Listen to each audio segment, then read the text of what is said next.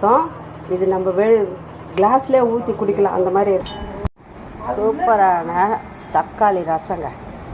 தக்காளி பார்த்தீங்களா, மூணு தக்காளி கட் பண்ணி வச்சுருக்கேன். இந்த கொத்தமல்லி கறிப்பிலை சேர்த்து வச்சுருக்கேன். எல்லாத்தையும் போட்டு நல்லா பிசிக்கலாம். நல்லா கரைச்சாச்சு. இப்போ பாருங்க, புளி கரைச்சலை இதில் ஊற்றிக்க வேண்டியது போட்டாச்சுங்க. இதெல்லாம் கொஞ்சம் போட்டாச்சு. கல் பெருங்காயம் இல்லை, தூள் பெருங்காயம் போட்டு ரசத்துக்கு இவ்வளோ தண்ணி ஊற்றிருக்கேங்க. மிளகு, சீரகம், பூண்டு, காஞ்ச மிளகாய் போட்டு அப்படியே குறைன்னு அரைச்சிருக்கேன். அது ரசத்துக்கு கடாயை வச்சு எண்ணெய் ஊற்றிருக்கேன்.